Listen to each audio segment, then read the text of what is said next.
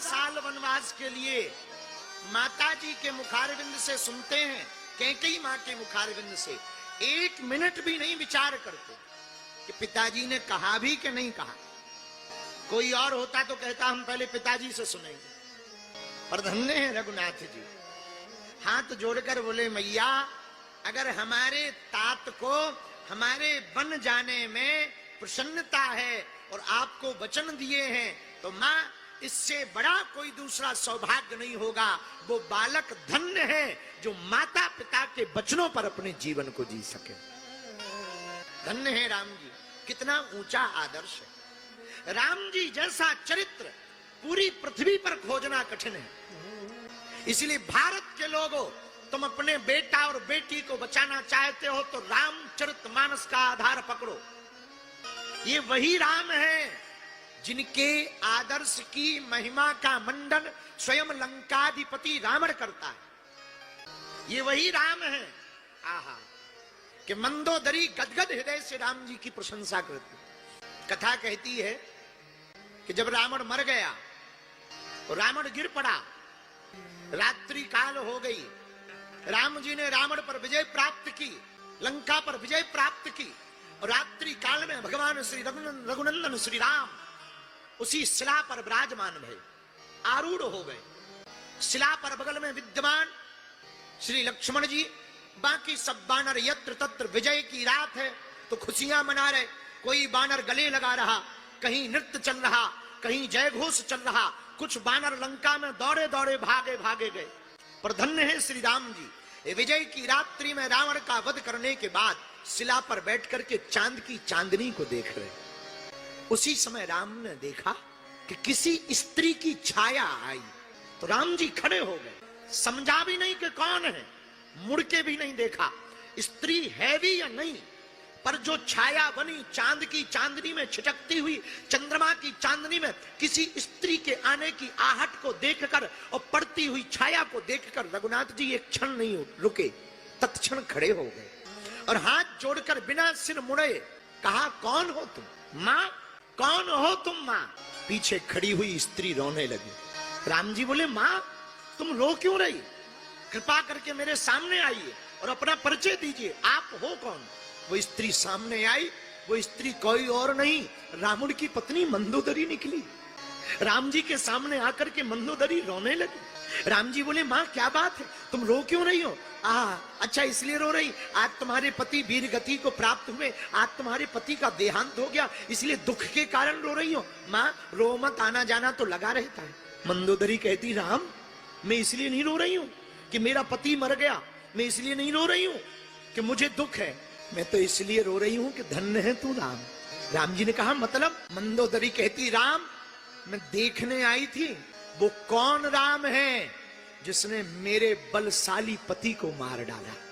मैं देखने आई थी कि ऐसी कौन सा गुण, ऐसा कौन सा प्रभाव है राम में जिससे मेरा पति हार गया। इतना बलशाली, जब वो चलते थे तो तीनों पृथ्वी डोलती थी, तीनों लोकों में हाहाकार मचती थी। मैं देखने आई हूं उस राम में ऐसा क्या है, ऐसी क्या खासियत है। तो राम जी ने हाथ जोड़कर कहा मां अच्छा बताओ, तुमने मुझे देख तो लिया ही है, बताओ तुम्हारे पति में और मुझ में तुलना करो, ऐसा क्या है कि मैं जीत गया और तुम्हारा पति हार गया। रोती हुई मंदोदरी बोली राम एक मेरा पति था जो दूसरों की स्त्री को अपनी पत्नी बनाना चाहता था, और एक राम तुम हो पर स्त्री की छाया देखकर भी मां से संबोधित करते हो। एक तुम हो राम, भला ऐसा द्वितीय कौन होगा, आपके अलावा कोई दूसरा नहीं हो सकता। हम तुमसे करवत हाथ जोड़कर प्रार्थना करें, तुम अपने बच्चों को खूब पढ़ाओ, अंग्रेजी में पढ़ाओ, लंदन भेजो, ऑस्ट्रेलिया भेजो, अमेरिका भेजो, पर हमारी प्रार्थना है बच्चों के बैग में गीता, रामायण और हनुमान चालीसा डालकर भेजो। पढ़ाओ, खूब पढ़ाओ, खूब बड़ा अफसर बनाओ, बड़ा बिजनेसमैन बनाओ। और हमारी प्रार्थना है उनके अंदर दया रहे, उनके अंदर अपनी परंपरा का ज्ञान रहे, सनातनी संस्कृति का भान रहे, अपने पूर्वजों की बताई हुई विधा का मान रहे। इसलिए मेरे भारत के लोगों, मेरे भारत के हिंदुओं, तुम्हें अगर देश को बचाना है तुम्हें अगर अपने परंपरा को बचाना है, तुम्हें अगर अपनी संस्कृति को बचाना है, तुम्हें अगर अपने सनातन को बचाना है, तो एकमात्र रास्ता है रामचरितमानस पढ़ो और बच्चों को भी पढ़ाओ, उस पर जीवन जियो।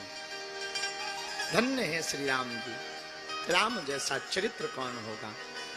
संस्कार संस्कार होते। एक बात बोले, आप दुर्योधन की दृष्टि से देखोगे तो तुम्हें सब दुर्जन दिखाई देंगे, लेकिन युधिष्ठिर की दृष्टि से देखोगे तो तुम्हें सब सज्जन दिखाई देंगे। ये बहुत महत्वपूर्ण है, आप कौन सी दृष्टि से देख रहे हो।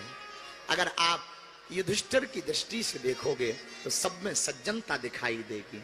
उसी प्रकार आप अगर वासना की दृष्टि से संसार को देखोगे तो संसार काममय दिखाई देगा, पर रामचरितमानस की दृष्टि से संसार को देखोगे तो पूरा संसार राममय दिखाई देगा। राममय देखने के लिए आहा, हनुमान जी की आंख जरूरी है। राम जी को देखने के लिए हनुमान जी की दृष्टि जरूरी है। हनुमान जी की दृष्टि आह, हनुमान जी को तो जहां तहां सिर्फ राम दिखाई देते हैं। हनुमान जी को तो केवल राम दिखाई पड़ते। इतने तल्लीन श्री हनुमान जी राम राम में रहते, आहा, जब देखो तब सीताराम सीताराम सीताराम सीताराम सीताराम, और कोई बात नहीं, सीताराम सीताराम। एक बार नारद जी को बड़ी चिंता भई, तो नारद जी आए, महाराज आप एक बात बताओ, आप भगवान के सबसे बड़े भगत हो या हम या कोई और। हनुमान जी बोले, भैया हम तो ज्यादा नंबर में पढ़ते नहीं है कि कौन 1 नंबर पे है कौन 2 नंबर पे है।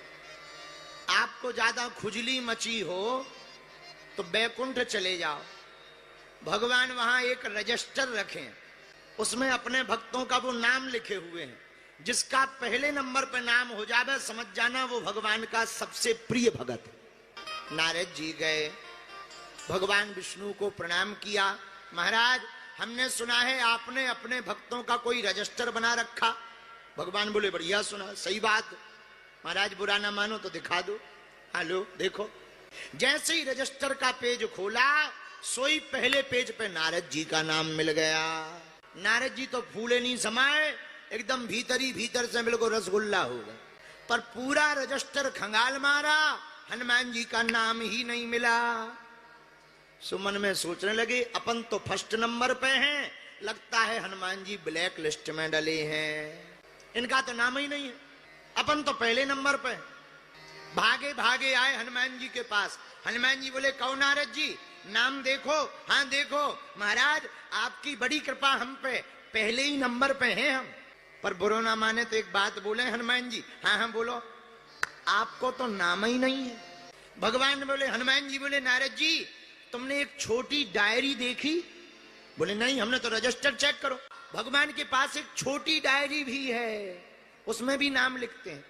अच्छा, तो वो भी चेक करेंगे। अब भागे भागे फिर गए, भगवान विष्णु को प्रणाम किया, महाराज हमने सुनो आपके पास भक्तों के नाम की कोई छोटी डायरी है, पॉकेट वाली? हाँ हाँ है, लो देख लो।